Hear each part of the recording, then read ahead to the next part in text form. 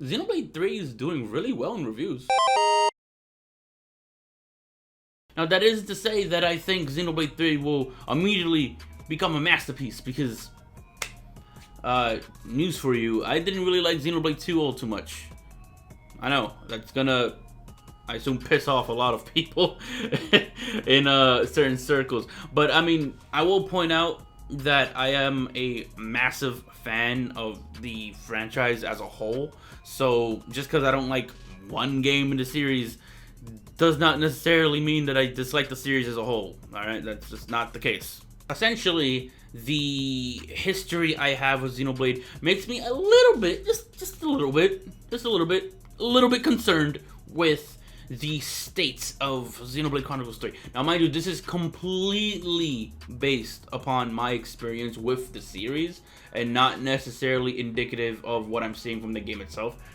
Because from what I can tell, Xenoblade 3 itself looks great. Like, I don't really have much complaints about visuals or anything like that. Like, it has nothing to do with what I've seen of the game at all. Also, at the time of this recording, Xenoblade 3 has not released yet, but we've been seeing some of the reviews on, Metacritic, OpenCritic, a lot of the review sites have been putting out their scores, and they seem mostly positive. But I do want to say that I also remember back in 2017 seeing the reviews for Xenoblade Chronicles 2 and seeing them as mostly positive until I played the game.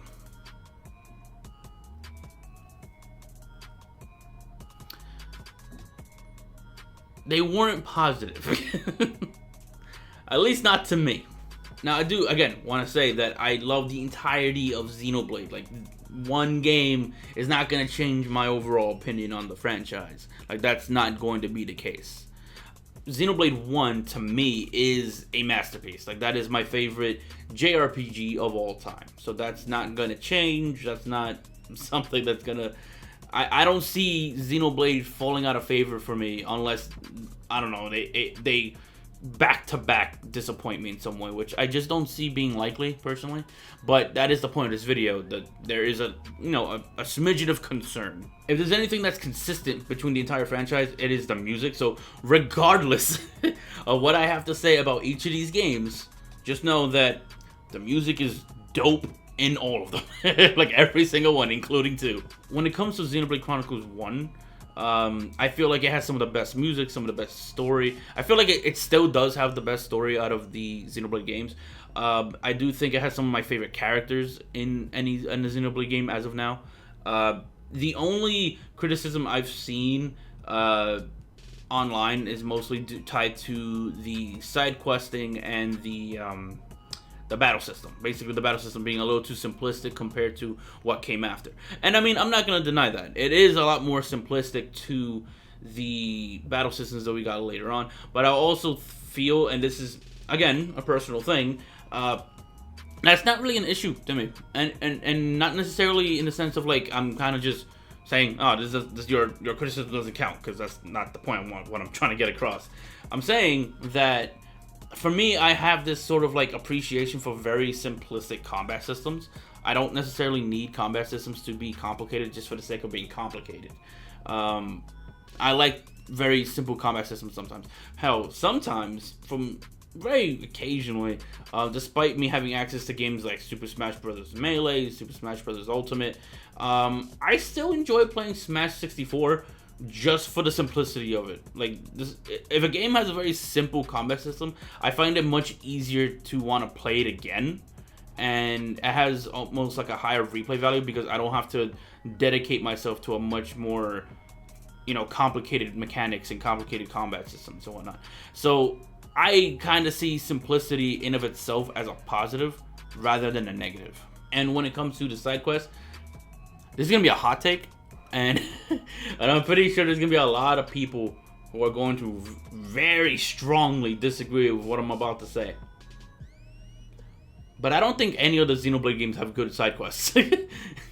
I really don't. A lot of people bring up certain side quests that were in like X or 2.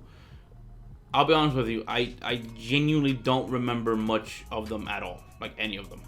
And I think most of it has to do with, like, including the one I consider to be a masterpiece, like the first game. Most of the side quests in all of them are just kind of like, hey, walk here, do this thing, you did it, congratulations. And even then, in the case of Xenoblade 1, it was very like, you would just complete something as you were there, or you would get a vision as to like, oh, this is relevant to something later. Kind of just made questing easier to me. But Xenoblade 1, I don't really have much complaints about. I genuinely feel like this is like my favorite JRPG of all time, so I love the game. That's the point. I love the game, alright? X is good for a totally different reason. It's kind of similar to what I would tell people about Skyward Sword, like The Legend of Zelda. Mostly that I like it, but I like it for totally different reasons that I typically like a Zelda game. That's kind of how I feel about X. Like I like Xenoblade X a lot, but I also like it for totally different reasons because it doesn't totally lend itself to being treated the same way, if that makes sense. Your typical Xenoblade Chronicles game feels very heavily story focused, while this is much more focused on the world itself.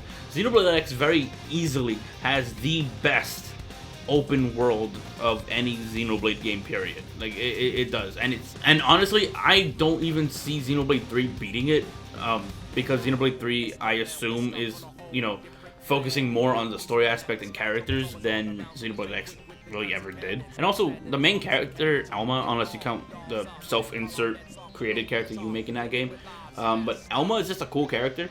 It's just a cool protagonist. Like, Shulk as a protagonist is very like, he's a scientist, he's going through a lot of personal struggle and whatnot, until some character development happens, and I'm not gonna get into that. But Alma as a character is just like this woman who has like dual katanas and just like these guns going up. Like, I don't know, she just seems like a badass to me. And I feel like she's the only protagonist so far that feels like a total badass.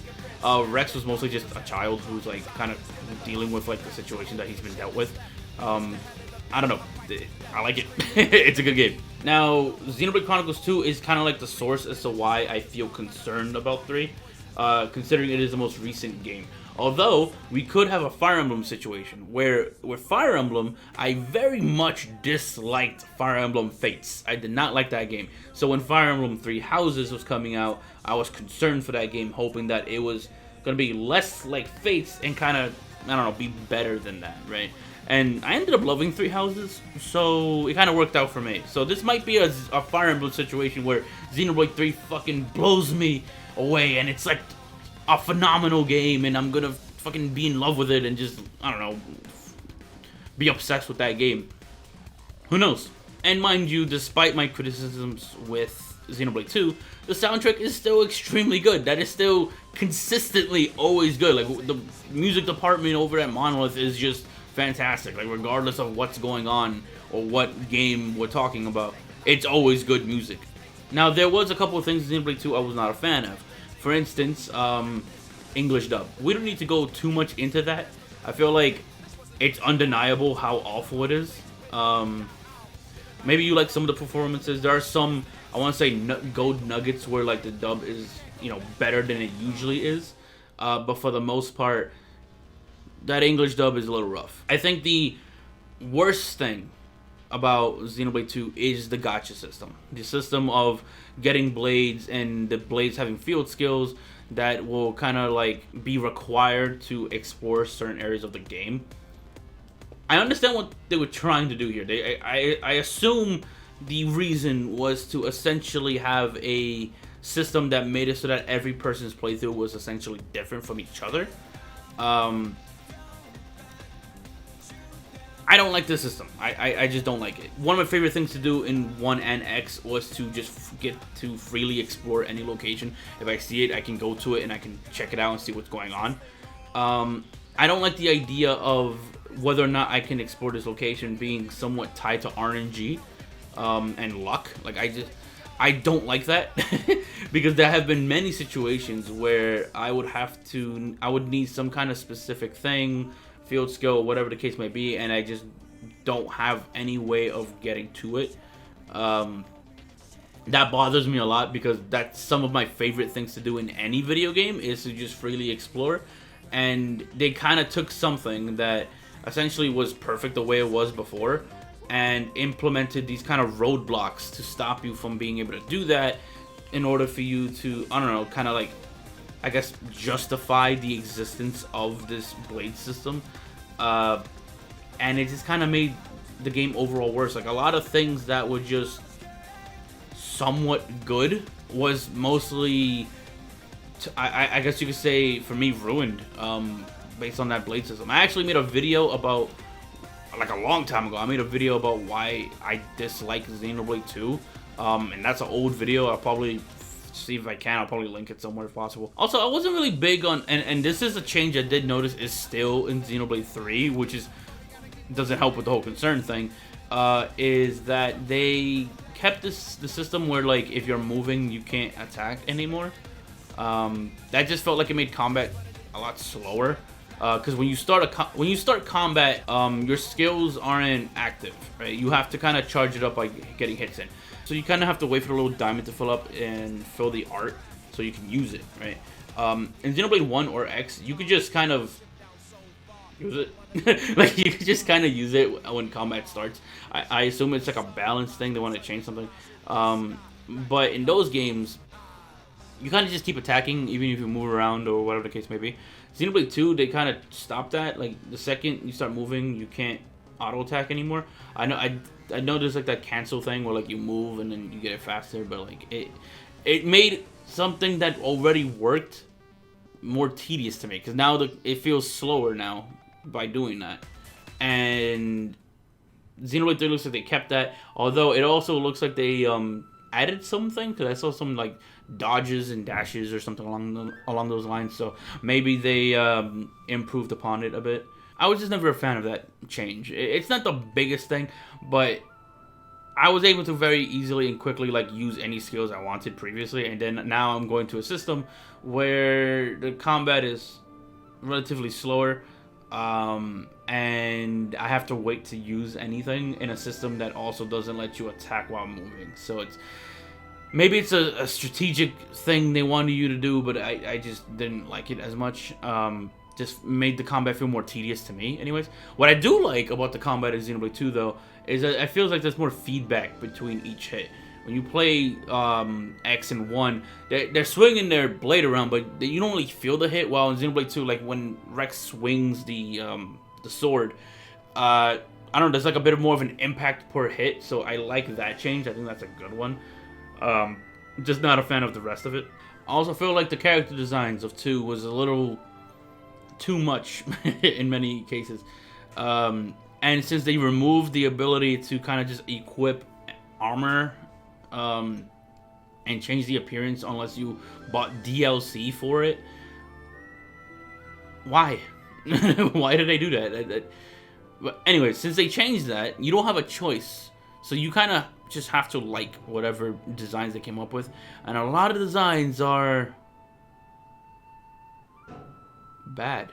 And that's gonna piss off a lot of people, but they're just bad. I don't like them. I much prefer the designs of X and 1 again, and at least with those games, if you didn't like those designs, you could just change them. You know, like, you had the ability to kind of just equip armor and hope you find something that looks better for you. 2, you didn't really have that choice until you bought DLC for it. So, and even then, like, some of those aren't much better either. I guess that's just indicative about how I feel about Xenoblade 2. It is not a game I look back on favorably. Mind you, I beat it. I completed it. So I still went through with it. And I will say, without getting into any spoilers or anything like that, I did enjoy my time with the game when it came to the later chapters of the game. Like, maybe chapter 9 to 10 or so. I did enjoy that part of the game. I feel like the story picks up, and obviously, if you've played the game, chapter 10 is when things start making a whole lot more sense. I just wish it didn't take so long for me to kind of start genuinely enjoying what I was experiencing. I'm also not a fan of how the game is very adamant with their tutorials. Like, there's too many tutorials too often, and they don't actually give you enough information. I think most people would agree on that. I don't think that's like a hot take necessarily. But I do remember there being like tutorials like every couple of steps. I believe there's even a tutorial that's like very late in the game, like practically the last chapter of the game that's still a tutorial. And it's too much. It's too much too quickly. And the other issue too is the way they do the tutorials are not very good from an informational standpoint, because you, like, the entirety of it is just kind of like this blue bar that appears at the bottom of the screen, and it will tell you like in text like what you're doing or what you should be doing, but they don't show you anything. They don't show you a single thing. Like, they'll tell you like, oh, here's how you access this menu, and it will say like word bracket, word bracket, word bracket, or something like that, and like they just copied and pasted a direct link on from like their file explorer on their computer or some shit. Like, it's awful. It looks awful. It looks absolutely awful, and it does not give good enough information. I'm sure there'll be people who argue like, oh, well, if you pay attention to the text, then you'll understand it. And it's like, that's not really the issue. The issue is more so that the tutorial in of itself sucks. And like, if you go to any other JRPG, or hell, you could even go back to a JRPG within the same series and look at Xenoblade 1's fucking tutorial, and you'll see that there is images specifically pointing out and detailing what certain things are. You've done it. You yourself have done it yourself. I don't know. There's a lot of issues I have with this game. I liked a lot of things of it, but there are issues, and that's the most I want to get into it. So, yes, I am a little bit concerned with Xenoblade 3.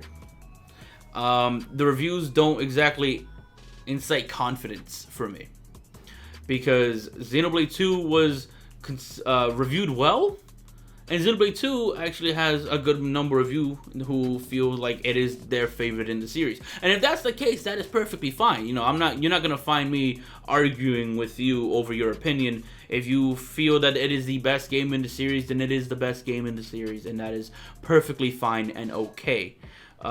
I, for one, think it is the worst game in the series by a favorable margin. It is very much the worst game for me. So if it is more like 2 for you, then you'll pretty much love Xenoblade 3. But if the game is somewhat close to that, I'm gonna have my complaints with it. But if the game is significantly better, maybe they take some of 2 systems and improve upon it and something like that. I did see that they took a couple of mechanics from both 1 and 2, so maybe the game will be dope as hell, and I'll love it. But that's kind of it. I'm concerned, but I'm not exactly not getting it. Like, I'm playing it, and I even have the limited, the collector's edition pre-ordered, as much of a nightmare as that was to try to get. So yeah, that's kind of it. So let me know how you guys feel. What's your favorite Xenoblade game? Do you love Xenoblade 2? Do you want to argue? You can do that if you want. I don't really care either way, but let me know how you guys feel in the comments down below. And until then, I'll see you guys in the next one. I fucking hate that garbage truck outside that made so much noise during this video. Shifty, yeah, shifty. Wanna be the #1 gamer? Come and get me. It'd be dope if you subscribe. Could you like the vid, please? Take your time, you don't gotta do it swiftly.